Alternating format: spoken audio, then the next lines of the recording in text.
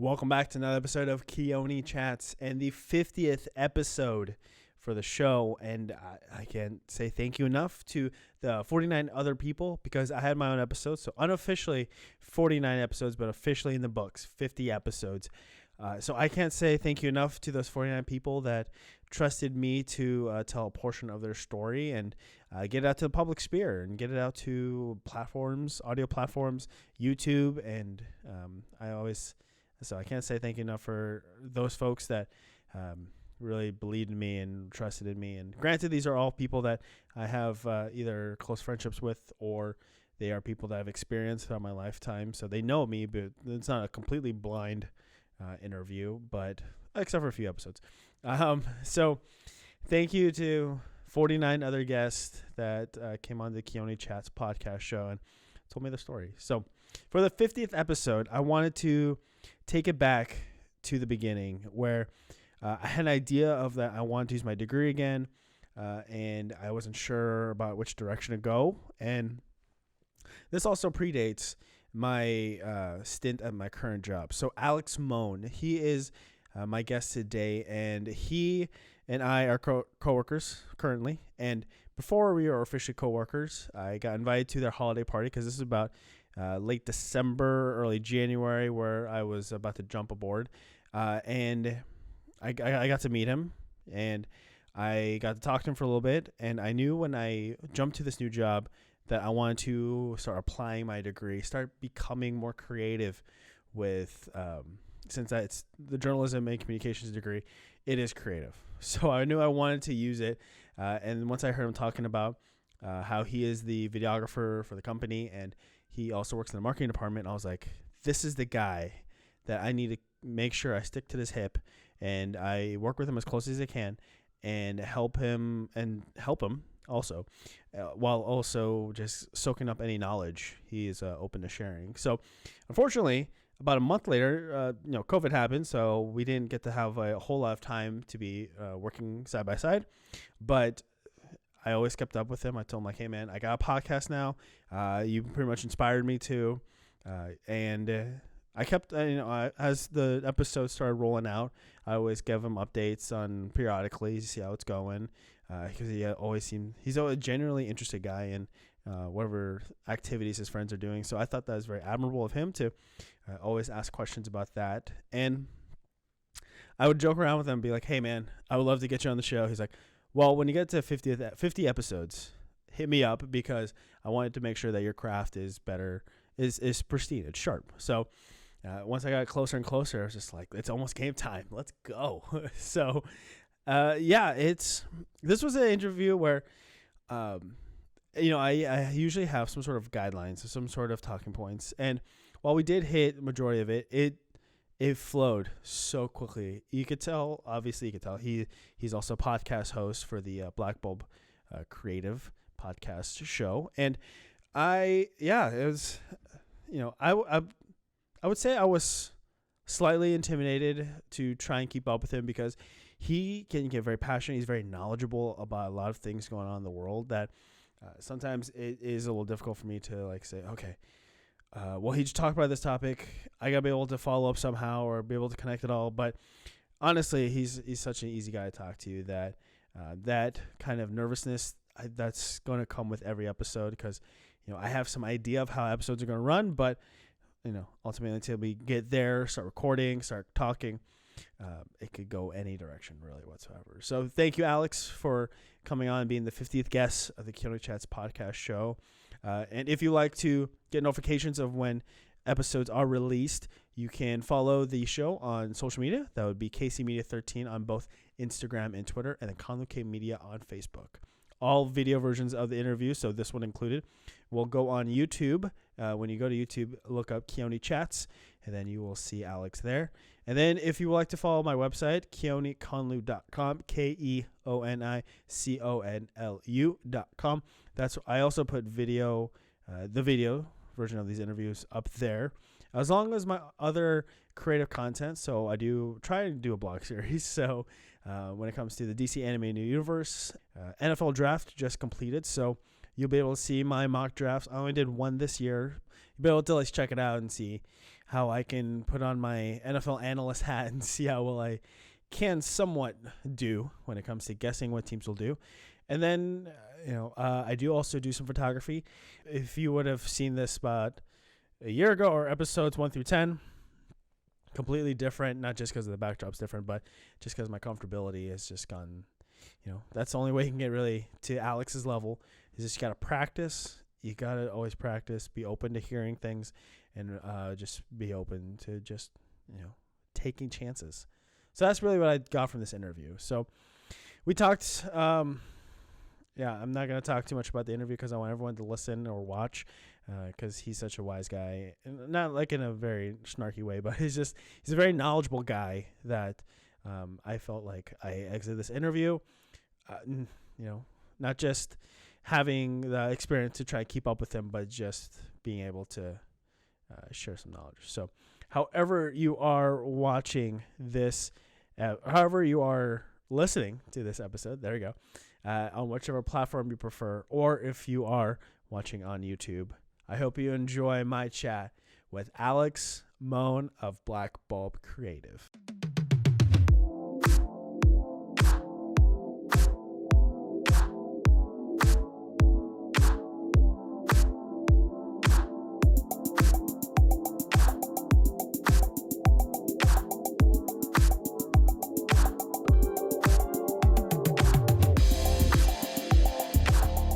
Welcome back, everyone, to Keoni Chats. Today we got Keoni, and it's just him chatting by himself. I'm your host today, Alex Moan. This is not the first time that I have just randomly talked to myself. I do that pretty often. Yeah. So, Keoni, you're looking good today. Tell us a little bit about yourself. Well, I like long walks on the beach, really. I want a nice hearty bucket of chicken and just find a nice little campfire and just pass out a little bit. Since you bring up the topic of generic intros about humans, the idea of TikTok bios are something. It's a very cutting edge thing these days. I got a buddy who he says he's does some comedy stuff, but he also works with banks. He says I do comedy, but I work in banks. Because money rhymes with funny. And apparently that actually works really well for him. Really? Yeah. Damn, you always had such a weird and also very admirable repertoire of friends. Yeah. They do the most oddball things. Yeah. I mean, I guess so. So for anyone who doesn't know who I am, which is all of you guys, my name's Alex. He's not just Alex. He's my 50th guest. Hey. Well, technically 49 because I had my own episode. So, 50th when you just count it straight up. Yeah. I'm Alex. I run a studio called Black Bulb Creative in Portland. We make quote unquote dope shit. I review tacos on Passport to Taco Land. And I have my own podcast, too, a Black Bulb podcast. We interview artists, creatives, anyone who's interesting, shaking things up in Portland or not in Portland. Are you now expanding that demographic? We're starting to, and we're about to launch Black Bulb Magazine this upcoming month, which will be all sorts of interesting, creative, driven content. So keep an eye out for that. Okay, so I want to ask you, when you were in art school and just kind of learning the trade, did you ever see yourself as a small business owner? Well, I think that's kind of that's kind of the point, right? Because there's not a lot of artists out there who just, become an artist and then you work for a big company doing art. That's not really a thing. But I had so many professors, teachers, whatever you want to call them, who would always say it's so hard to become a photographer. I kept hearing that. They're like, you could do this, you could be good at photography, but it's so hard to just make a living doing that. And to all them who said that, I want to say, fuck you, I'm doing it. So kiss my ass. I'm talking out my ass. It is really hard. You have to figure it out. And I couldn't have done it on my own. I definitely needed people around. Because at the studio, I'm not a good salesman. I have a salesman. You know, I have a guy who like does that. Yeah. He could talk the talk, and like when it comes to shoots, he plays the role as a producer, and he's also a stand-up comedian too. That's why he's a good salesman. Yeah. You know, He has like no. He's never nervous around people. He's just like jumps in the middle of it all. He thrives on that shit. It's like that's what he likes to do. He'll literally be driving by. This is a true story. He'll be driving by a client who we're trying to work with. And if he sees an employee, he will pull over and go start talking to that person. And that's how we got the Ducati deal, which is fucking unreal. Yeah. I like at some degree. I don't think you. I don't. I'm like sometimes I make assumptions. Mm-hmm. Obviously, everyone does. But for you, I just never assumed you as the shy and quiet type. I'm not allowed to be. A lot of times, I think it's probably a misconception. Like I actually kind of like just chilling on my own, doing stuff like away from people more than you think. Mm-hmm. But again, like I have a lot of my work is reliant on me talking to people, interacting with them, figuring out what we have to do project wise. Because like it's so much discovery. Mm-hmm. You know, like you can't just like pull an idea out of your ass, be like, this is gonna work. It's like no, you gotta figure out what campaigns they've done, who they're targeting, what kind of research can you incorporate into it, and then it all kind of blends itself together into a nice Jamba Juice, and then you gotta give it to the customer. Yeah, Jamba. Yeah, I've never used that analogy before. I hope that. Just also want to let people know I'm not sponsored by Jamba Juice. That's just a fantastic metaphor. I do. What's your favorite Jamba? I know it's just kind of, I don't go there often, like periodically, like during the summers, for example. I just kind of go there and I see something like kind of mango-y, pineapple-y, maybe tropic fruity. You're the citrusy kind of person. I've always been, a citrusy person. Yeah, I'm the opposite. Peanut butter mood, man. Peanut butter? Pack it up. Like protein shit, I love all that. I think that's like a good, I think you just get more out of it. Yeah. I mean, the citrus stuff tastes good, makes you feel good. On a hot summer day, it's going to refresh you. But I want those calories that'll help me hike up that mountain. You are very good at transitions because this does kind of lead into. Yeah. Okay, first off, this is not my first time interviewing you. This is the first time interviewing you in a non-work environment where I could actually ask you anything. Anything, yeah. But in the first interview I had with you, where it did go to a newsletter, we talked about your bodybuilding time. Yeah. Now, was peanut butter your cheat meal, or not cheat meal, just like your go-to meal as you were in that phase of your life? Okay, so so it was a long time ago in college when I did a bodybuilding show. I will openly admit that I think that culture is the most narcissistic, full of bullshit culture I've ever seen. They're sometimes Speedos or just well, and that is the point of it. Yeah. So you show up in the after you've been dieting and trimming up and trying to be as lean as you could possibly be, you go into a little tent with some lady and she spray paints you black, basically. Yeah. And then you go on a stage flexing, getting as veiny as possible, and so that's it. So, but what was my diet? What did I eat a lot? I was super lucky in that I didn't have to diet that hard. I ate a ton of turkey burgers, ton of chicken, ton of pasta. I really didn't eat a lot of vegetables. And somehow I got down to 3% body fat. Natural, by the way. It wasn't no steroids. Okay. Yeah. It was a natural competition. And no.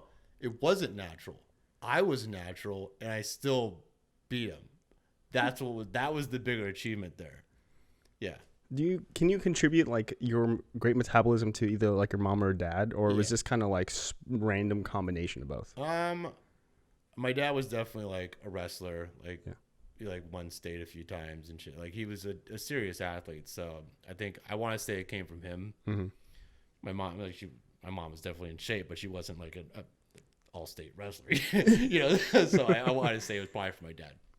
I used to wrestle in high school, and the diets that they put you on to get you to hit weight was just absolutely horrendous. And to some degree, I'm thinking that maybe have changed my metabolism also, because I can put on weight easily because I have that Asian metabolism as well, where I can eat nothing and just really lose weight and then eat 1 grain of rice, all of it's done. Well, yeah, I mean, okay, but let's roast. I'm assuming you're a high school wrestler. Yeah. Yeah. Let's roast high school. I was also WWE, so Yeah, of I don't know course. if you saw my belts downstairs. I worked with those people recently. Well, not the WWE, but like wrestlers. Yeah.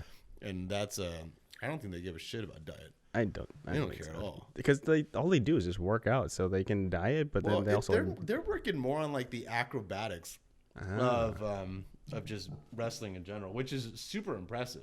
yeah. But they don't care about diet. I know. I just keep thinking when I was younger. I think that's where I kind of developed like a body dysmorphia, where I would watch a lot of wrestling and I just see like, Dwayne Johnson, for example. He's probably the most popular. Yeah. Like one of the few. Just seeing him like jacked up, I'm just like, why am I not like that? Did you have any form of that as you were like? I know that your origins of how you got into bodybuilding wasn't really, started that young. Yeah, no, I just did sports in high school. I sucked at almost all of them except for lacrosse. But then I think I saw most like physical progress in just working out consistently. Yeah. And I was like, well, this makes up for being shitty at football. That's the way I saw it. So I just didn't really want to stop. And then I saw an opportunity. Yeah. And just went for it. But again, I don't love that culture. Yeah. Like I still work out all the time. I don't really like going to the gym. I just do it. I do it like purely for me. I hate the culture of like guys just trying to literally flex on each other all the time. Bro culture. I try to reject it. Yeah. Because I actually will openly acknowledge that like I'm kind of a bro in recovery. Yeah, I mean, for those that are watching on YouTube, just you see the glasses. It is a little more of the like out there culture, and then the hat. I mean, this hat looks fine. That looks good. Yeah. No, actually, yeah, the stuff I wear is like directly related to my interests. Like I like CC Motorcycle. Like I got some friends that work there, and I just love their whole culture and vibe. The sweatshirt's Lonely Design Co. He's a friend of mine who makes clothes and was on your show also. Yeah, he's got more like metal, Chicano culture style clothing and design. He's super cool dude. He's at like every motorcycle event I go to, and his friends know. His name's Noah, so if you ever see him, give him a shout out. Yeah. Buy his shit. I did watch. That was one of the few that I actually watched on YouTube of your episodes. And you're right, yeah. He's a very intimidating dude when you just see him, like, let's say down an alley. You're just like, oh. Well, I mean, he also pulls up. He drives this, like, either, like, early 90s, late 80s, like, cargo van that's, like, the glossiest black you've ever seen. And it's just, like, that's just part of his image. Mm-hmm. I mean, I love it when you can have something, because everything that he goes to, he has this, like, sick cargo van, and it just looks like so like mysterious but cool, and it's just part of his image. And I've always kind of wondered, like, how can you aside from copying that, like, have something that follows you everywhere that's kind of like a part of that. So I don't have an answer. but I encourage everyone to have that because it works so damn well. Yeah. You've interviewed like a wide array of people on your show, which is very wide array within that still artist channel, which is very interesting. And there is something that you said very early on in your shows that has stuck with me since, as far as like, let's say I want to learn how to be a podcaster. I have zero experience. And then I go to you and you say like, okay, I'll show you how, but it's up to you to, apply it and learn it and get better at it. That has always been something I'm just like, that's Alex. The actual analogy you used was just that, I will show you how to draw. I'll show you how I draw, but it's up to you to learn and up to you to practice. Yeah. It's like the Matrix. I can show you the door, but you have to walk through it or something like that. Yeah. Except, thanks, Morpheus. Consequences in the podcast world. He's trying to save the underworld. It's awesome. Like, how do you approach these people, or how do they approach you about being on the show? When I first started doing my podcast, it was really just like me and Ben. He was the co-host. He and I were just doing it just because, like, this was years and years ago. We thought it would just be fun to try it out. We got introduced to a guy named Citizen, and that was the first street artist that had come on. Now, I really didn't have much knowledge about the street art world at all, but it seemed cool. Mm-hmm. It was like, none of these people can like show their faces. They're mostly either wheat pasting, spray painting, or putting stickers up around town. And once you know the style of this person, you start recognizing it everywhere. You're like, oh shit! Behind every stop sign, you'll see Citizen, you'll see Woke Face, you'll see RX Gold, you'll see Scam, and all these people have to kind of remain, they anonymous in a way. So I started to feel as if this was like the most honest kind of artwork, because they're not doing it for the gallery sales. They're not doing it to like say I'm this, look at me, this is my name, this is Alex Moan. No one's doing that. Like, they have to make up a name and they just put their message around town. And I think that's a really fascinating way to go about your artwork. I mean, Banksy, obviously the king of street art. He's really made it work for himself. He's made it work because he has such like strong, unique messages in all of his work. Like, you really think about life. And you probably heard me say that. Good art makes you think about life. Yep. And when you're a street artist doing it, you're putting out the message to make people think, and their name's not really attached to it. I think that's really rad. Mm-hmm. So from my show, at least, again, you being the 50th, 49th unofficial, 50th official guest. So it's still a little confusing. I've learned so much, whether it's because I cover something different than what you cover. You know, I kind of cover the mental health kind of world and try to dive in. Though. That's important. I learned a lot from 49 other people. Yeah. For you, what kind of things have you picked up on from all these guests you've talked to, and that you haven't really applied to your life? I haven't applied to your life yet, but you're just have kind of in the back burners, ready to go as when the situation happens. Like, okay, well, I learned this from this episode. I guess it's time to start applying it. I guess one thing that I don't even think I've like acknowledged, that I think I've realized recently, is like how hard this is gonna sound so simple, but I promise it'll make more sense. You have to try harder than you think you're trying. Because when I look at some of the artists, because I actually had this revelation when I was sitting down with Noah in his studio, and we were just like bullshitting. And we were talking about Bare Bones, Dental Bones, the dentist. He's a tattoo artist. He was a street artist. He moved here from Chicago. He actually was like serving tables when I first met him. And he climbed the ranks from being a street artist to a regular artist to now a tattoo artist. And now he's like crushing it. He has his own studio and everything. But he hustled so hard, and he was at like, when he was a street artist too, at being at every kind of pop-up you could possibly be at. It's like, there was no missed opportunities. And Noah and I were sitting there and we're like, like that's how you have to be though. It's like, if you start taking weekends off, you're just setting yourself behind. So never forgetting that, I think is super valuable. And like I said, it sounds so simple, but those pop-ups, you got to be on that grind. Just be on that grind. Yeah. Be an honest. Be an honest artist though. You're not like trying to sell your shit for $1 million. You got to be realistic. Mm-hmm. And this might not apply to any of your audience, because if you're not an artist, you're probably like, well, duh.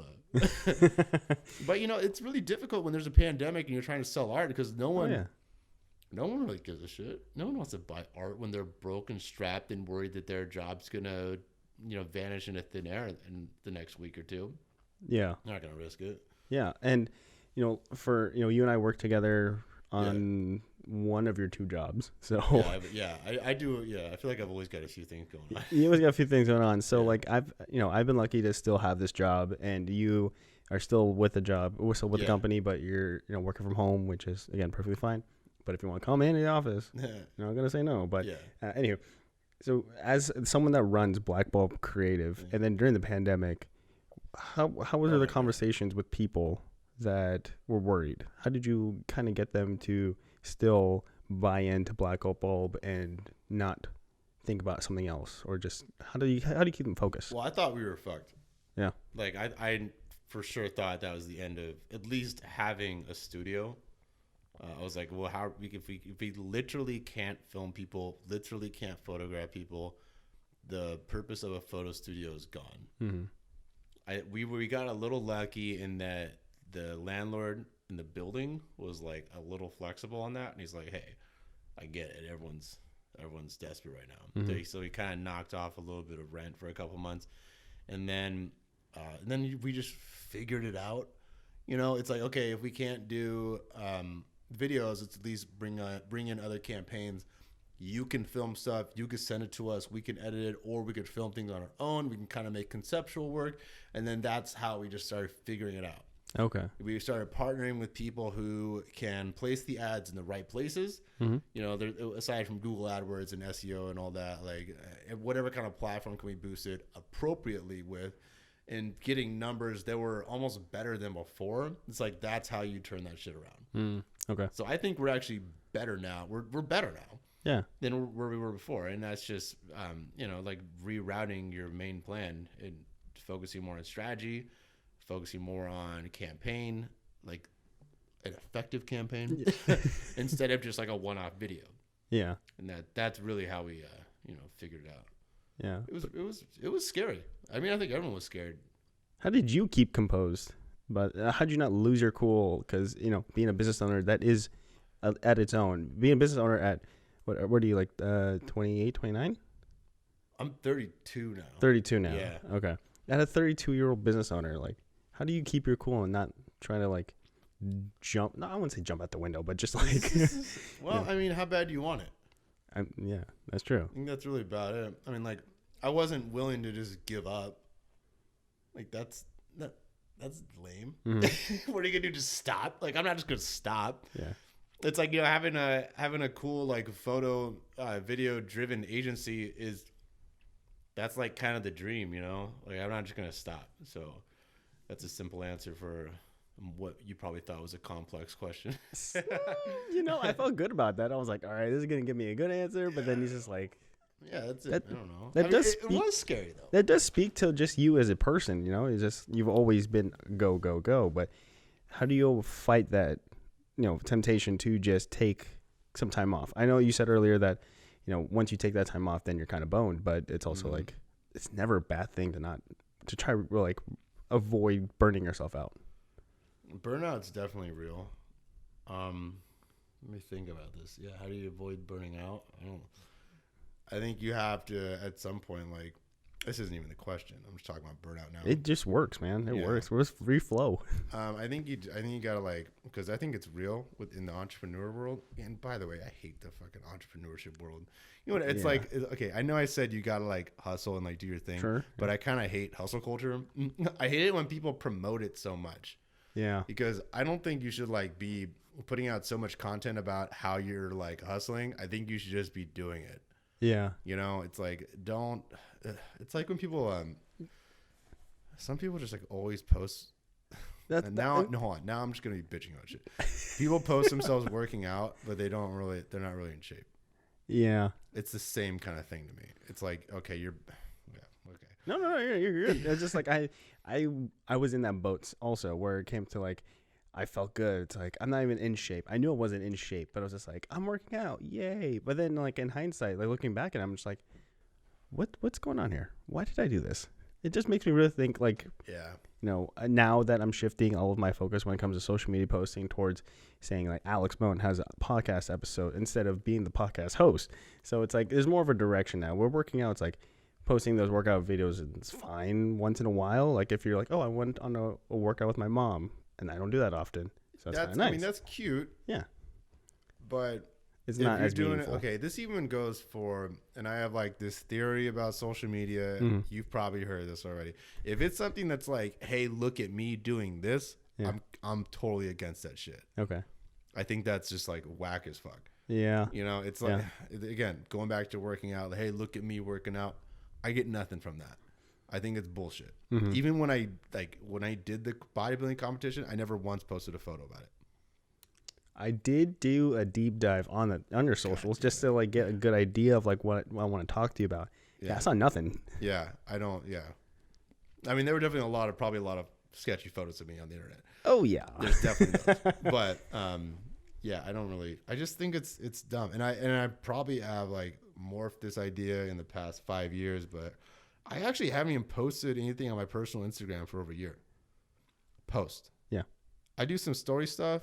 You do, yeah. But I think it's good to, you know, have a meaning behind it. Mm-hmm. Whether if it's a funny idea or, like, a more genuine, authentic thing that you want to put out in the world, That's what it should be. Yeah. You know, but if again, it's just like, hey, let's look at this boomerang of us cheersing a shot. Who gives a shit? That's true. Like, those ones, I'm just like, I don't know, that doesn't buy me in. But it's all noise, man. I mean, you have a brand. You're trying to always make sure it still stays alive with those videos, with your social media usage. So I think when you do twist it, where you do have a purpose, where it's like, it is to say like, you know, check out this upcoming commercial we did, like the one you did with you in the jungle. It's like he posted some. Yeah, that was funny. Yeah. Well, that was the beginning of our dope shit campaign. Keoni Chess is proudly sponsored by Vibes Training.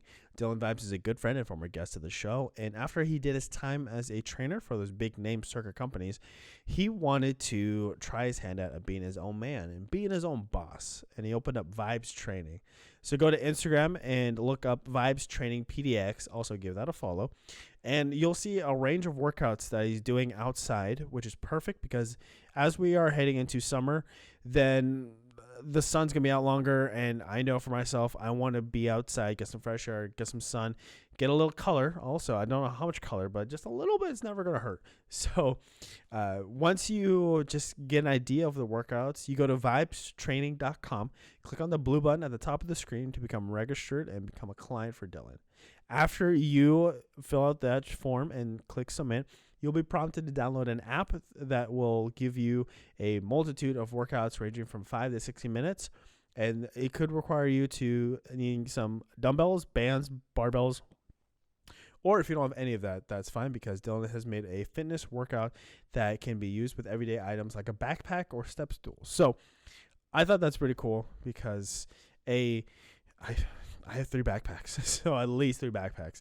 And to find out that Dylan has a workout circuit that can utilize all 3 in one way or another, I thought that's super awesome. And he's very energetic and creative guy. So prepare for an interesting workout. And along with those workouts, you do have access to a community of fitness enthusiasts that can help you answer any questions or get some praise for some achievements that you've hit yourself.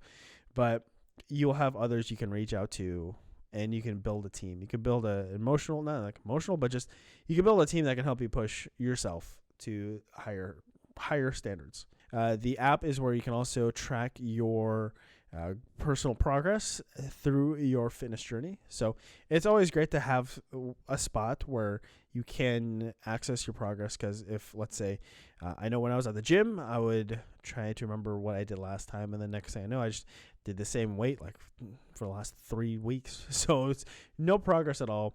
But I think this is a great way for you to make sure that you'll continue to reach for those healthier habits. So vibestrain.com.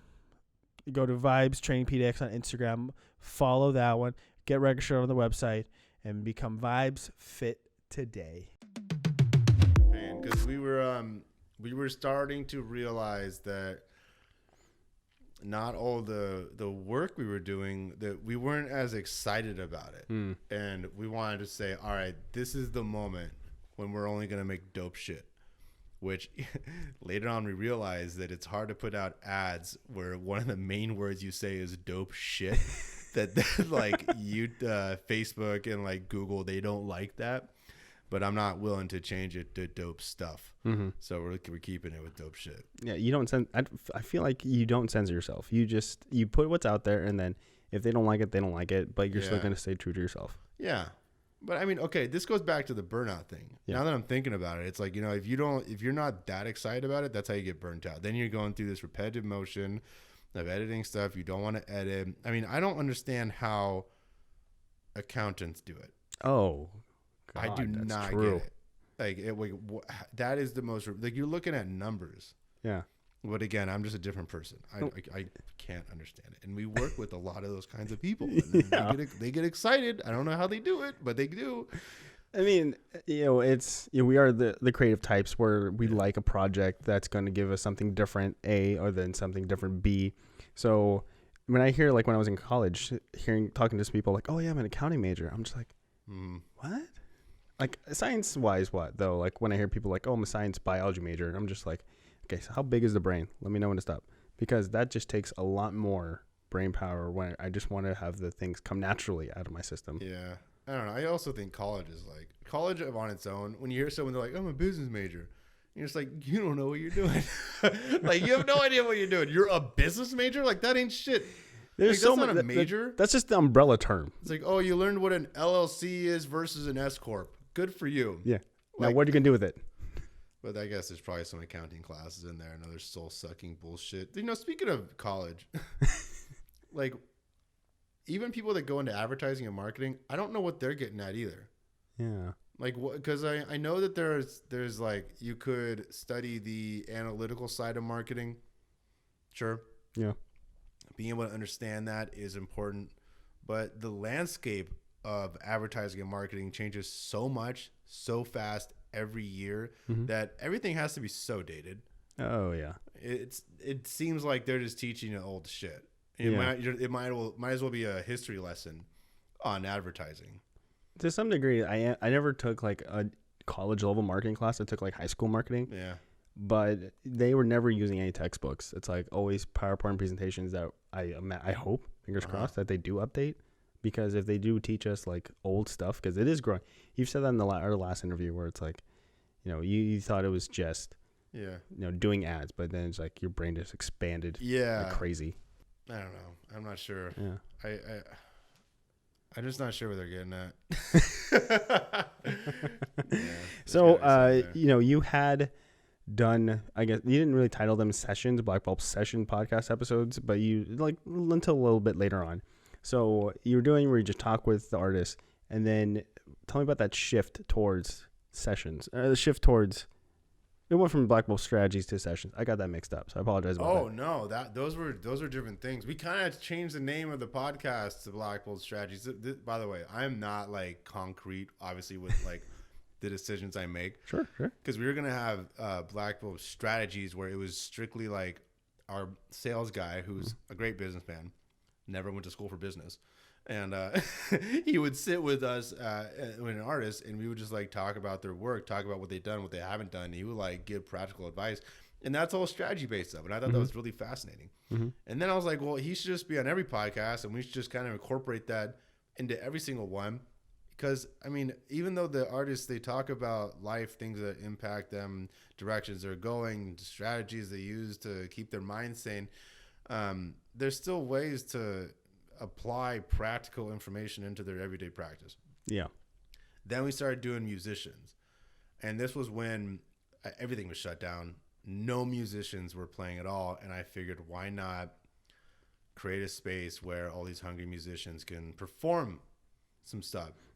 And I'm not going to lie, in the beginning, it was kind of like its own Portland Tiny Desk, because we just did a couple in the same area. But I get bored of things really fast. So I was like, let's do different areas. Let's do different cameras. Let's do it into 2 different days. And then now they're basically music videos. They're like live music videos. Yeah. Where we'll shoot one part in the studio so we can get the audio correctly. Sure. Yeah. We'll shoot with some stylized lighting, and then we go to a completely different location and shoot them all again, multiple cameras, angles, and everything. And I think it's pretty damn cool. Yeah. I mean, the idea is to like, again, we're trying to help. We're trying to help give these musicians like some hope, and to still get their music out there and to show the world how good they actually are. And everyone we've had on is killer. Yeah, your first one was with was it Fontaine? Fontaine. Fontaine. Yeah, Fontaine. God damn, dude. He came in and he set up a couple of his like synthesizers. Like, I don't know. It was some drum machines, but like musical instruments. He was messing with like audio, and so he just started going off and just discovering stuff, even with like our own mixer. He's like, oh, you got this kind of effect, you could do that. And he was like going, and he was like, I thought he started. No, he was just playing around. It's like, when you're that talented, but then again, it's all instruments to you. Yeah. If you know mixers well, like you just plug and go. Yeah. And he did not disappoint. I've been trying to get him on more content because he's such a character, like just such a big personality. Yeah. I like that shit. So leading into that episode, or just that first ever sessions, what was that? Did you have any kind of plan going into it? Like, okay, we're going to do this first, this first, this first. I just told him 3 songs. Okay. Because the way we do the posts on Instagram is on the Blackpool page because I don't post apparently on my personal life. They get 3 photos and then 3 clips. Okay. So 3 songs. Yeah. Like that makes sense to us. Yeah. And I think he did like 5 songs. I remember this, but his manager cut it back. He was like, no, we can't do 5 songs. Because he was doing it all off his new album that was unreleased. Mm-hmm. And I was kind of like, yo, well, you already edited it. Like, let's just put it out. Like, why hold back? But whatever. I wasn't going to fight that fight. Yeah. And then we kept carrying on. Then we had Red Ray Frazier, who owns Alberta Street Pub, killer soul singer. Then we had Shirty, who that was like the most ratchet session we've had yet. They showed up with multiple bottles of Henny. That's right. That's the one. I couldn't remember the name of the guy, but I didn't. Yeah, that was the one where you just like, fans of the show, if you check it out, Black Bulb Creative, and you just try to hear some sort of story, all you're hearing is just like laughing, giving shout outs, and God. Just enjoyment. It was like, there was a funny photo that we have on the site. Well, it'll be on the magazine site. And it's a snapshot of the podcast session. And what I loved about it is every single person was saying something in that one moment. I was like, that's exactly how that went. Because we all put down a couple bottles of Henny, and then we were drinking beers, and we're just having way too much fun. But in his performance, he had the mic. Obviously, he had the mic, and he was like, "Yo, hey, I make the best chicken Alfredo in Portland." And we were like, that's a weird thing to say. And then I was listening to his shit on Spotify, and in the middle of the song, he had this sample where someone was like, Shorty makes the best chicken Alfredo. And I was like, hold on, this is a thing? I was like, this is a thing. So we set up a cooking show later in this like kitchen where he does his chicken Alfredo, and he shows us how he cooks it. That'll be magazine content. We haven't released it yet. Okay. And all right. It's pretty ratchet too. Did you try it? How was it? Oh, it was great. Yeah? But again, like it got so ratchet that I remember like going home. I got locked out of my own apartment. I had to like Uber back to producer's house, slept on the couch there. My girlfriend's calling me like, where are you? And I'm like, you have the keys. And I couldn't get in. I Ubered there and I couldn't get in. Yeah. And then, but Shirty was in trouble with his girl too, because he came back. Oh. Like everyone was in trouble, and I was like, we can't hang out this often. But you got a great episode out of it. Good episode, yeah. And now we know how he makes his Alfredo. Not from scratch, I'll say that. It's a very unique Alfredo recipe. I could just imagine like him getting like, let's say whole milk, and be like, and yeah. Not even that. No. He starts with Alfredo. Oh. And then he adds things to the Alfredo. It was some hood ass Alfredo, man. I loved it though. It was great. Because I obviously, when we talked about just podcasting in general in the early stages, I told you like, oh, I'm gonna start doing this kind of topic sheet, which what I did with you was so there's some structure. I'm the guy that does like to go a little bit off the cusp once in a while, but then also make sure there's some sort of structure. For using that episode, for example, did you freak out at all thinking like, God, I need to have some guidance, some sort of like direction with this, or just like go crazy, guys? Did I tell him go crazy? Did you like internally? You were just like, I feel like I need to get some sort of like direction out of this, some sort of control and like conversation, or you just like, let's just have fun? Yeah. No, I definitely tried to like reel him in a couple times. Yeah. Because I did have questions I wanted them to answer, and I wanted to make sure that like there was something here. Yeah. You know, like people get something out of it. You know, but after a while, then like I was like, oh man, I'm really drunk. Like I don't even know how long it was, but it was a good time. Sure. Yeah. There you go. Good enough to like we keep kicking it with them. Like we FaceTime Shirty all the time, and we saw him do a performance not that long ago, and which was like. First time there was a performance in a minute. Yeah. Yeah, that was kind of cool. How are you feeling like now that the obviously vaccines are getting rolled out and then things are opening up again, but just on a very limited basis? How are you feeling about all that? I mean, I had COVID. I don't know. Like, yeah. So I'm like, what's the worst that could happen at this point? Mm-hmm. Now that I've had it and I've had one vaccine now. I'm just like whatever now. Like I am sure. As I start coughing, I'm sure to be respectful. Water time. Yeah, because I remember when I heard, like, obviously we do work together. They did go around the work space that, God. hey, Alex has COVID. So Was I the first? you were the first. I was the first. You took the work's COVID-ginity. So Yeah. congratulations. Yeah. And obviously, naturally, we were all worried about you.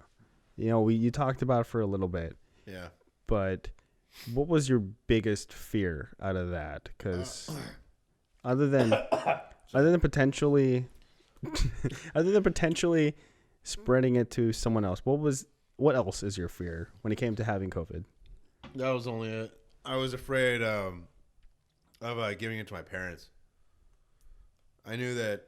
Well, I'm not a scientist or a doctor, but I was like, if I get it, I don't think I'm gonna die. Yet, you will Yeah. be. But I definitely wanted to make sure that no matter where I was being respectful of the situation because I really thought the people who weren't were being pieces of shit. So I tried my best to make sure that I'd wear a mask. Yeah. Be cool. Yeah. I don't argue it. But yeah, I think when I realized I had it, I was like, oh shit. And I definitely was with my dad the day before, and I was like, Dad. Yeah, I like saw him. I hadn't seen him in a while. Gonna get lunch with my pops, and then I had to tell him the next day that I had COVID. It's all because I was with someone who, really just got freaky with some chick in Bend right before, and that was how he got it, and then I got it, and then Chain reaction. Story, yeah. So it was lame. It was more lame being stuck, at home. But anyone who's had COVID, you know how it is. That old thing. Yeah. And then when it came to running Black Bulb Creative, and then talking with your other, I don't know if you have board members or what. How do you title the There's other? two owners, me and one other guy, the sales guy.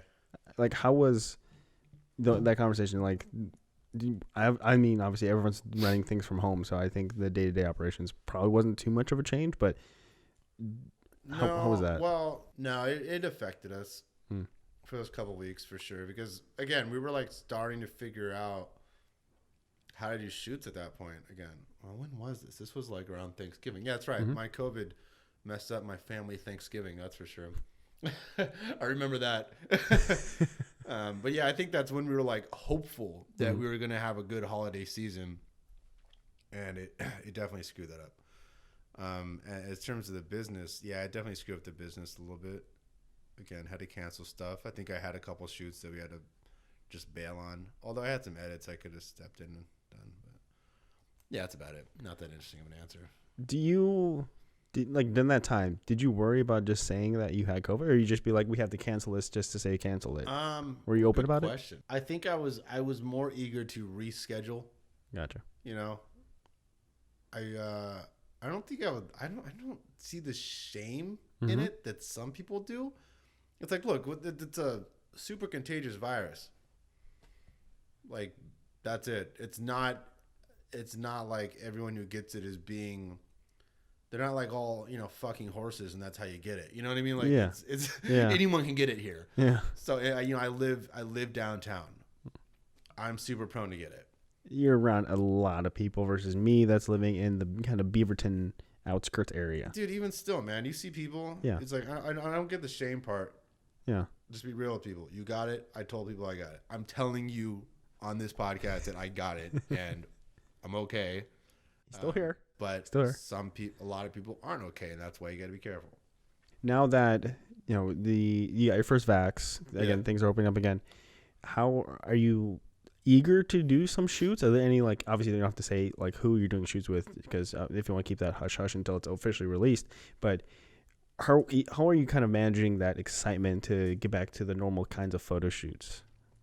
Well, I mean, we still did them. We just would mask up. Okay. You know what I mean? Yeah. Like, we still brought people to the studio, and everyone would just be wearing it, except for the rapper or the musician. So like, we wouldn't stop, and that definitely like freaked out people, my family and stuff. But I was like, yeah, how do you talk them down? But this is more of like my risk at this point. Yeah. It's like I don't see people that often. So like this is on me. Yeah. And again, if we're safe about it, that's great. But I'm not the most willing to just let my business crumble to pieces because I can do it with a mask on. Yeah. That's the negotiation in my head. It's awesome that, I guess last week when the CDC said like, oh, you can, if you're fully vaxxed, you don't have to wear a mask post 2 weeks. That was a big announcement. Yeah. People, not a lot of people took that well. Right? I mean, I feel like, this is a transition phase where some people are very afraid of seeing people without a mask on now. And I'm not going to lie. It looks weird. Does. It's going to take time to adjust. It like does. going to a grocery store and just not seeing masks, like it's going to be a little bit of a shock to people. Yeah. But, we have to respect that. Yeah. I don't know. I'm like, if we're outside at this point, I feel like we should be pretty relaxed. Okay. I'm not gonna talk about doctor shit. I'm not a doctor. I'm not gonna make any claims. But no, I get it. It was because I was at Costco yesterday and I saw like one customer without a mask on. I was like, okay, this guy must be vaccinated. And I saw like a coworker or one of the workers there without one, and I'm just thinking like. This is like a kind of a side story where like my brother works at the food carts down here in Beaverton, and then on this past weekend it was super sunny, and then he said like, oh, people are kind of getting scrutinized for like not wearing masks. So in my head I was just kind of thinking like, it's kind of risky to go into a grocery store without a mask. Bold move right now. It's a bold move. Yeah. So I was just thinking like, are people actually saying stuff? Because I do feel like that sometimes people just want to get out of their way to interject and then make themselves like into the middle of a scene. Yeah, because it got so political there for a second. You're doing your shoots, which is awesome. Now, there's no really good way to transition out of talking about COVID and masks, but you did do the Ducati shoot, which you did mention earlier about Joe. Yeah. Now you're a Ducati owner. Yeah. Congratulations. Yeah, thank you. It really broke my heart. I think like 4 years ago when someone stole my motorcycle. Oh. I had a 636 Ninja, and I loved that thing. Yeah. I think I had it for about 8 years. So it was like my baby. You know what I mean? Yeah. It's like when you have something that long, like you take care of it. Yeah. You wipe it down with the softest cloths, You play soulful music as you're wiping it down with the cloth. Give it a good oil change, You just take care of that baby, So when that got stolen in my apartment, I was like, fuck. And insurance didn't deem it to be that valuable just because it was a little bit older and maybe Ninjas don't retain their value that great, which blew my mind because obviously someone wanted that bike. Yeah. Like it's pretty popular in the stunt community to have that bike because like the torque just fucking goes. So when I saw the opportunity to get a Ducati for like in a kind of an exchange for an ad piece, I was like, we're definitely doing that. Yeah. I really wanted a bike again. I didn't even care what kind it was. It just was a perk that it was a Ducati. Yeah. Because what we got were these like cafe racer like style ones, which are pretty cool. But yeah, the video. I'm just talking about bikes. real quick on that is that I remember when I asked you about that, and you said like you had the option of like potentially like getting the nicest bike, and then you're like, oh, I'm probably not going to do that because I'm probably going to kill myself. It was priced the same as as their Super Sport. Yeah. Or a lower CC Monster, which I think was like still a 700 or 800 CC Monster. And I thought about it, and I'm not gonna lie, like the Ducati Monster has been like my dream bike for a long time. But I was like, maybe I need to chill a little bit because, like, let's be real, that last bike, the Ninja I had, I mean, that thing would go like 170, 180 miles an hour, and that's a crazy feeling. That's when you're going that fast, like in the air, it's just like rushing by you, and you literally feel like you might take off into air. Yeah. Like it's like you're going in an airplane. Yeah. And I have a little bit of that inner psychopath in me that comes out from time to time. That's what I want to know about. Yeah. That inner psychopath. It happens a lot. Like I'll injure the shit out of myself about like once a year. It's like when I knocked myself out of the skate park in a half pipe, and I like, yeah. Broke my arm, split my face open, woke up these kids. They rolled up on scooters and they're like, "Hey, we called an ambulance." And I'm like, "What?" And when you feel your like face, and when you just feel wet. Yeah, You're you're like, did I just like run into some water? But you're like, oh, nope. Yeah, That's blood. yeah.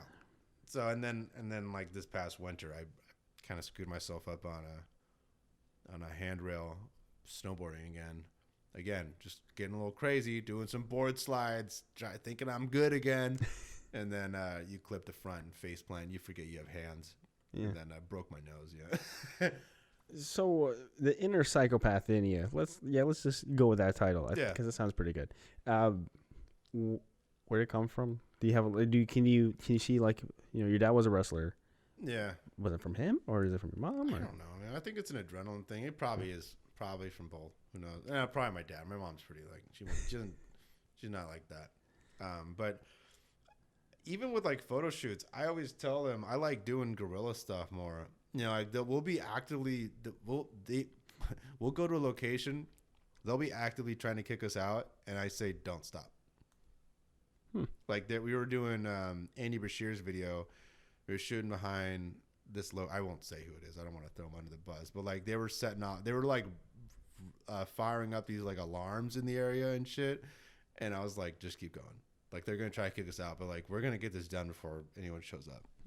So they're sounding these. I'm just like, what the fuck? But again, the show must go on. Yeah. And then we'll get in the car and we'll go. Yeah. I don't know. I just think it's more fun that way. Life's more fun when you take weird little adrenaline rush risks like that. And that's why I got a cafe racer now, not a super sport. Was there a time where that really backfired? Did you ever get arrested because of this? I couldn't find your records. I did find an Alex Moan that did play football in, I think, Nevada or something like that. You didn't find the mugshot, huh? I didn't find the mugshot. Yeah, no. The one thing I went to jail for wasn't a bad thing. It was a thing at work, which it was a technicality with the OLCC, so it wasn't like me being aggressive or anything like that.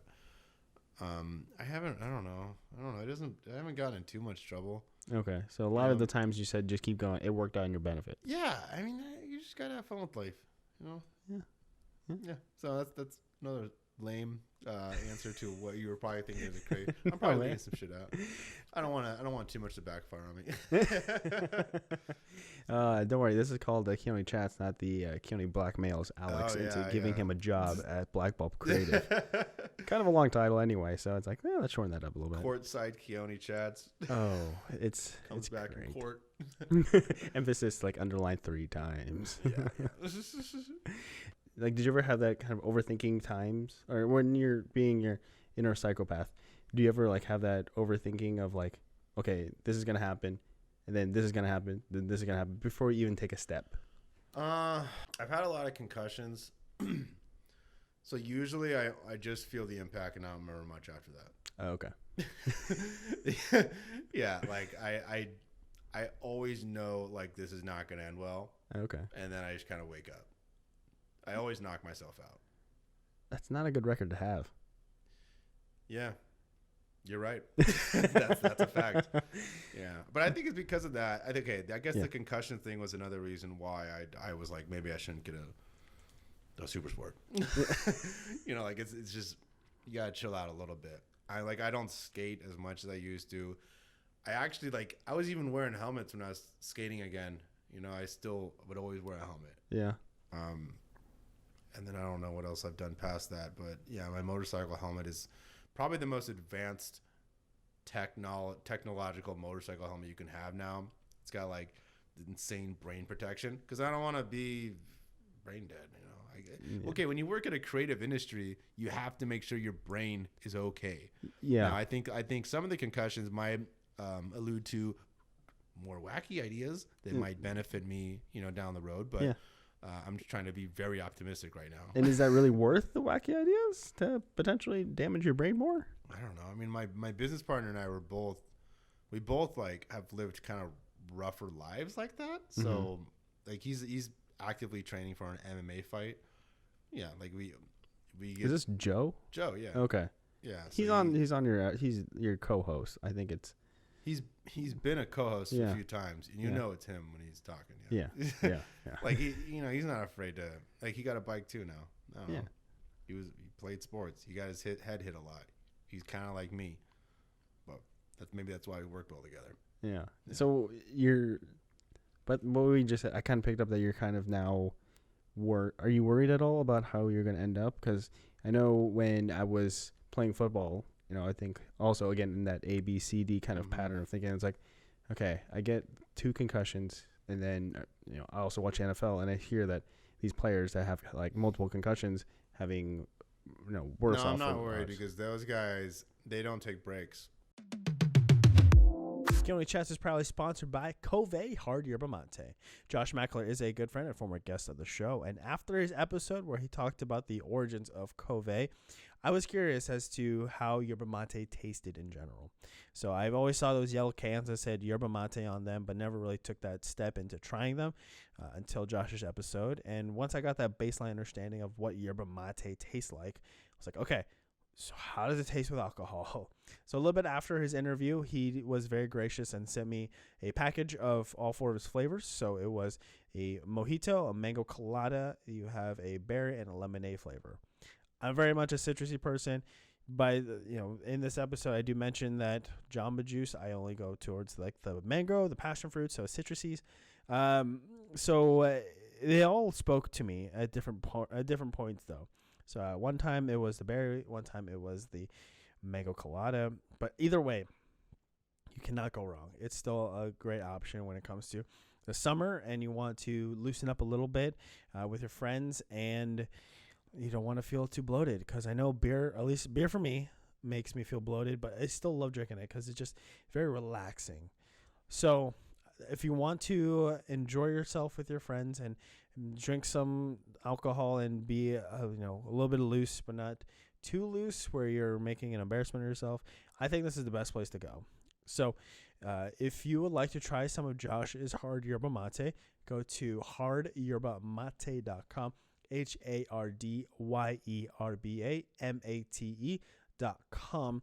Look around, browse around, pick some flavors out, get some clothes because they do have some apparel. And before you check out, use a discount code Keoni Chats Cove. That's KEONICHATS KOVE for 25% off your total purchase. That's huge, and I can't thank Josh enough for giving the Keoni Chats show this kind of support because this is my first time ever having a discount code, and I'm going to flaunt it till I can no longer flaunt it anymore. So go to hardyerba.mate.com, HARDYERBAMATE.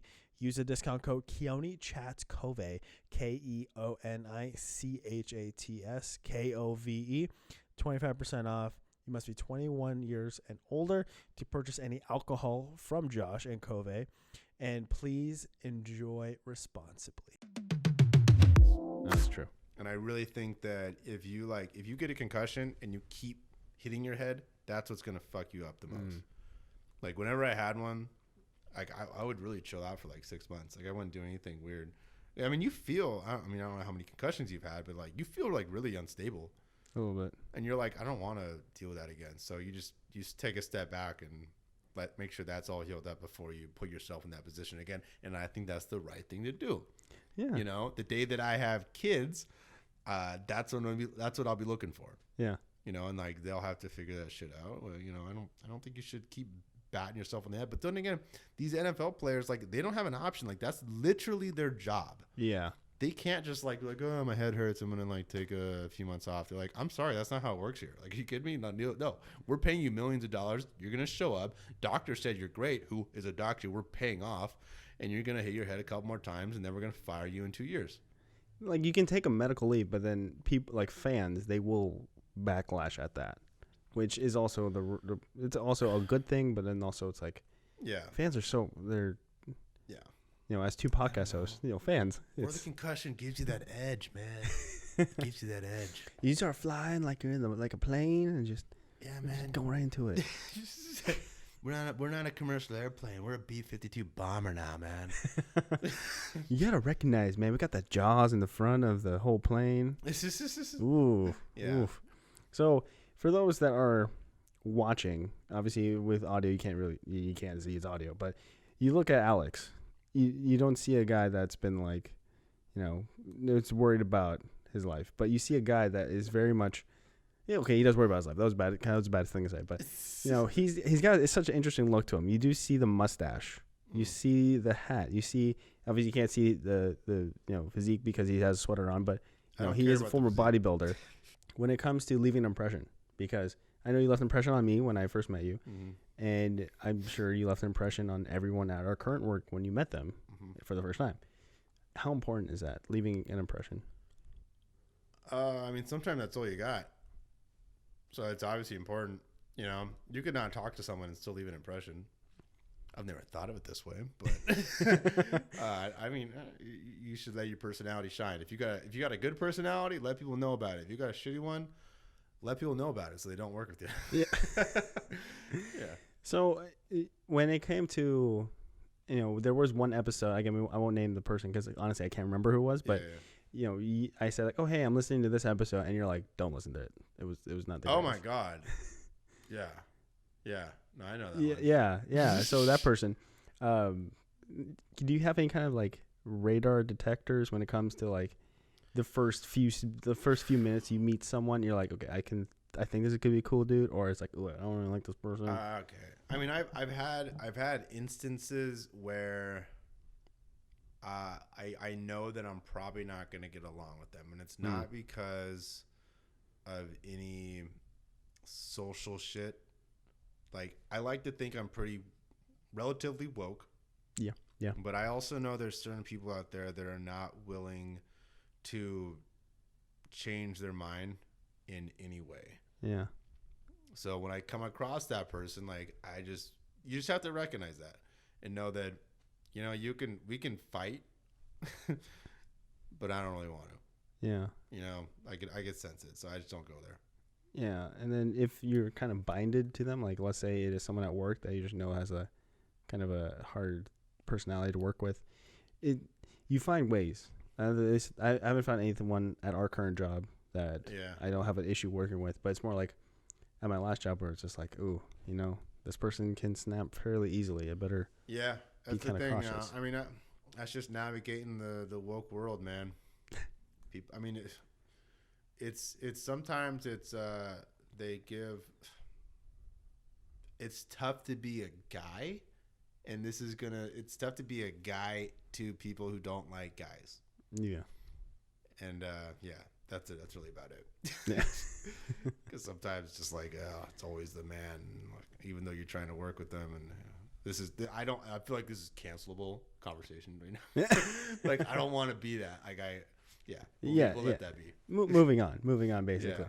But it's, I've always wondered that. It's like, because that episode you refer to, like, it did kind of stand out to me because, like, I've said to you, like, oh, I've listened to this episode, and you've always had positive things to say. Mm-hmm. I know for myself, when it came to one other episode, like, I conducted, I was just like, oh, God, I hated that. It was horrible. Yeah. Like, knowing that episode that you didn't really thoroughly enjoy is out there permanently in the world, does that kind of bug you at all? No.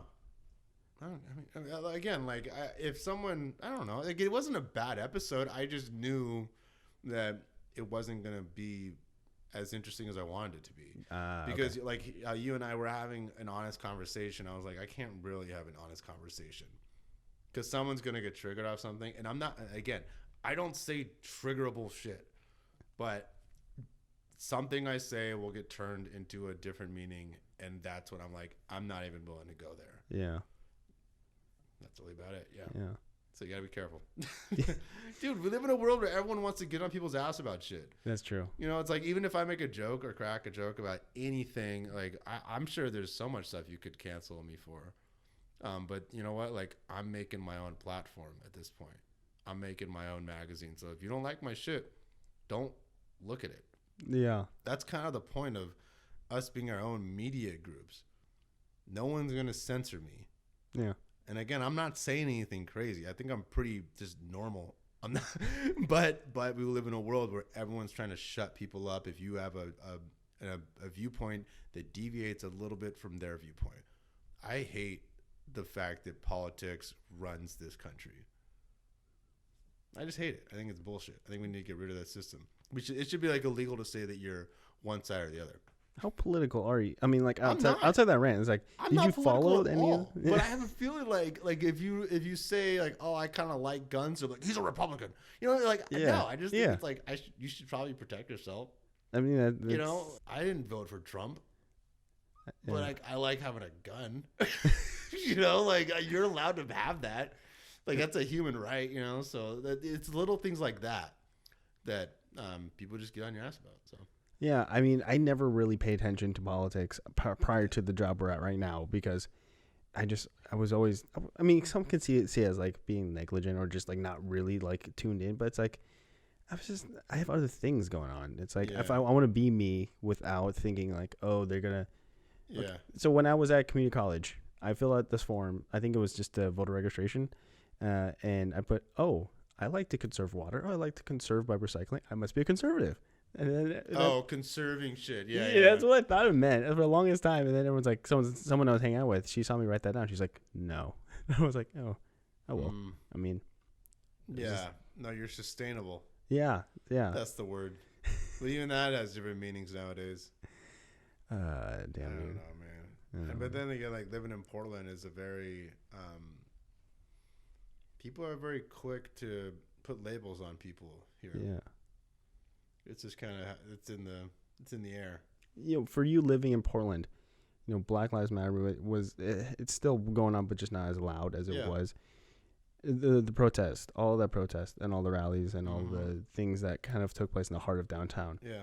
How was you with you also living? You weren't, if I remember correctly, you're not living near the heart of downtown. You're kind of like off near the Motor Center area. Well, yeah. At the time, I was in North Portland, and I was participating. Okay. I thought it was cool. I mean, but I also had an incident. The incident that had an incident happen to me where a guy chased me down the road, like a racist guy, like telling me to go back to my country, swinging at us with a pipe, and then threatening to shoot us. And I was like, oh my God, this is like what most immigrant brown people deal with on a regular basis. You know, like I'm not an immigrant, but to think that, well, like I'm not an immigrant, you know, like I was born here. Yeah. But people that barely speak English and shit, God, it's gotta be really tough, you know? And, so that pissed me off and got me fired up. And then I was like, no, I'm part of this now too. Yeah. You know, I'm going to stand up for anyone who's like had some racial shit happen to them and fuck all those racist people. That was my mentality. Oh yeah. I mean, after something like that, I would, because like to put it to a minor degree, it's like when someone cuts me off, I'm just like, what the hell? What the fuck? I'm going to just, you know, scream at them, but I'm not going to, you know, go anything further than that because then it'll involve car accidents. But for you to experience that and then carry that passion onto like participating in the protest, because I thought about it, I got invited to one, but then I was just having all sorts of anxieties about like all the police stuff going on. Also being in the middle of COVID. And also in the middle of COVID. I wasn't worried about the police shit. I think what most people were worried about was being around a big groups of people again. It was the first time you were around a big group of people. Yeah. Oh yeah. But luckily, the mask situation worked in the favor of the protesters, because then it was like, oh, tear gas my ass.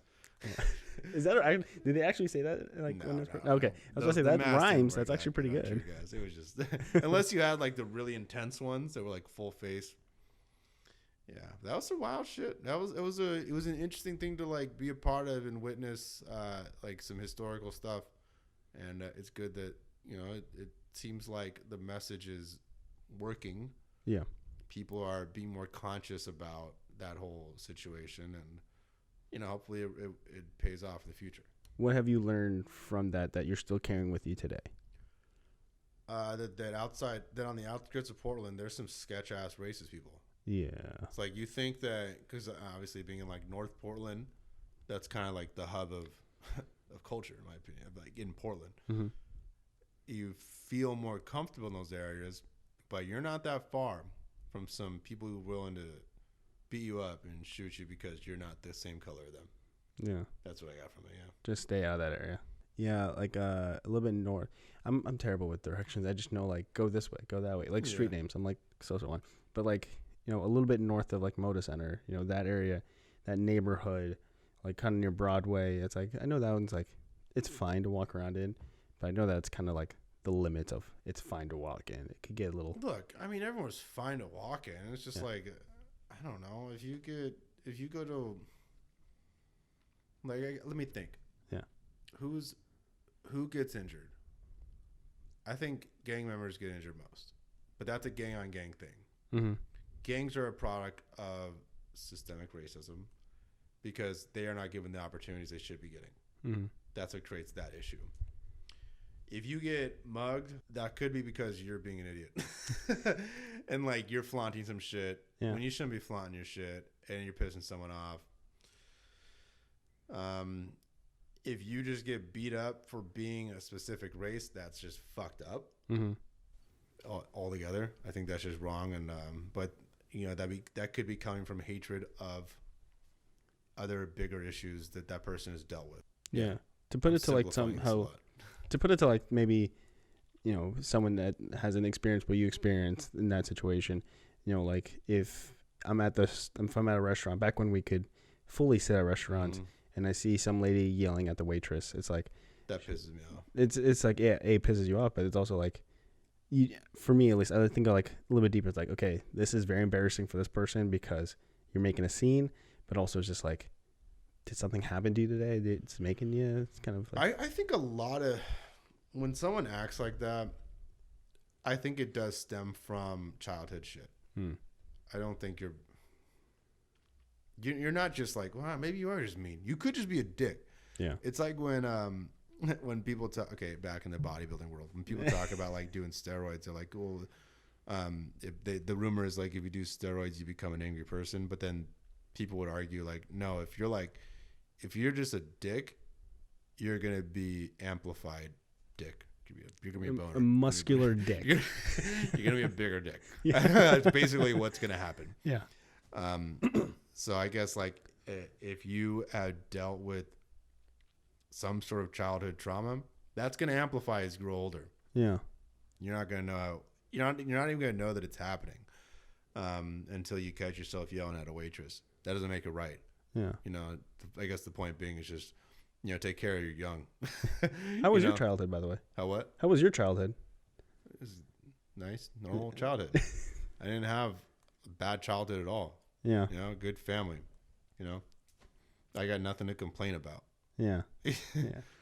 So I went to therapy for a while, and then it did make me reflect on my childhood and be like, okay, some things were fine. Some things were like, ooh, I should have paid a little more attention to that one. Maybe also like address that one a little bit more. So yeah, you know, there's some things that for me at least, it was just like, it worked. Like it made me a better person, but it also just like made me develop anxiety and overthinking and trying to like process. Because, you know, with this this like real conversation we're having, I did get nervous. I'm like, okay, Alex is coming here. I gotta make sure the light's good. I gotta also try and impress him because it's like he has his own studio, and you know, my camera work isn't that as adequate as what he has. So whatever. Yeah.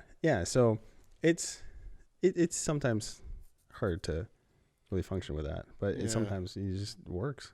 I mean, yeah, I guess so. I mean, I think like, yeah, childhood is it's a weird time to maneuver your views and experiences. I think that when I was a kid, I definitely didn't like to comply. You know, I kind of had like that punk rock mentality with a lot of shit, whether it was the way I dress, the activities I do. If like someone tried to tell me like, this is how it is, I'm like, I don't want to do that. Yeah. And I don't think that's that unusual for someone growing up. Yeah. You know, but maybe that kind of resembles to how I am still operating today. You're going to try to kick me out of a place, I'm going to keep shooting. You go with one path for a long time when it comes to like, let's say creating videos or creating content, you're going to want to try something else because you want to make it fresh. Yeah. Get bored of shit quick. Get bored of shit quick. I think you should get bored. If you don't do the same thing all the time, you're gonna get bored of it. You should get bored of it. Make it better. Yeah. I Yeah. mean, this right now, what we're doing, you're like my third person I've ever interviewed in person. Oh, really? Yeah. Because I wanted to try it out, A. Yeah. B, I wanted to like test my editing capabilities by doing something other than with the Zoom feed and then my feed. It's like I could get some sound effects in here and shit. I mean, I could. Yeah, dude. I could. Yeah. Maybe How next about time when I like play a like little better. crowd noise, like clapping and shit. Yeah. Yeah. Make there it you sound go. like Friends. They're bringing that shit back. Right. But talk about not doing something better and different. This is Friends about like what 20 years later. Get a load of this guy. Yeah. No, all these memes are coming back too. But Alex, I don't know if you've listened to any of my episodes or watched any of my episodes, but I usually like to end my interviews with asking a couple questions from this packet of 170 hypotheticals. Fuck. So, okay, I thought you were gonna ask me all those. I'm like, dude, no, what? just two. If you want all. What do you got? All right. So, if your hands were frozen in one position or gesture, what position would you want them stuck in? Finger pistols. Finger pistols? Where do those come from? Why the finger pistols? Hey. I mean, it would have to be a camera holding position. Maybe type. Okay, typing. It has to be because I do more computer shit. Yeah, that's true. That's true. I can edit for life. I mean, you know what I mean, you can edit for the rest of your life. Yeah, but you can never finger pistols though. Those are forever. It's aggressive, man. That's a move. That's a mentality. Yeah. And it's like, hey there, guy. Hey there. Hey. So this kind of ties back to when we talked about wrestling, and I was a WWE wrestler. I have WWE belts downstairs. Wow. If you were a professional wrestler in the WWE, what would your name and identity be? I don't know. I think I've always thought it'd be fun to have a salsa company called Moan Sauce, but maybe Moan Sauce. Okay. I know that sounds really unusual. Now, what would your gimmick be? Would you be like just a salsa dancer or just? No, I think I'd probably have something to do with like some jalapeno in the eye or some shit. Ooh. Yeah, you don't want that. That's ruthless, man. Yeah. But then, there's this. No, I'm thinking of luchador wrestlers where they have the mask. Like, I thought they might have some shields on their eyes, but nah. No one can stop a jalapeno. Yeah, no, you can't. You can't do it. That's good. So, Alex, I know that you're not very big in promoting your own social medias, which is fine. Where can the people find Black Bulb Creative on social media? Black Bulb Creative on Instagram. We are about to have a TikTok. We are about to have the magazine launch, Black Bulb Magazine or Black Bulb Mag. My Instagram, whatever. Don't follow me on Instagram. Just do the Black Bulb shit. It's more interesting. We are doing cool stuff with musicians. Keep an eye out for that. And if you want some good Alfredo, we're going to have a great cooking show recipe with Shirty. So stay tuned on that. Oof. Yeah. It's, I'm completely honored to have you here. And, we had some sort of a structure, but I love how it flowed. It just flowed. It was great. Thank you for having me, man. Thank you so much for sticking around until the end of the episode. If you like what you heard or watch and would like more episodes from Keoni Chats, the show can be found on all podcast platforms and YouTube under Keoni Chats. If you want to keep in the loop on other creative content releases, you can follow KC Media on Instagram and Twitter under KC Media 13. And then on Facebook, it'll be under Conlu K Media. So if you'd like to be a guest, email me at kcmedia13@yahoo.com. Tell me your story. I'd love to get you on the show. So until the next episode, everyone, please take care.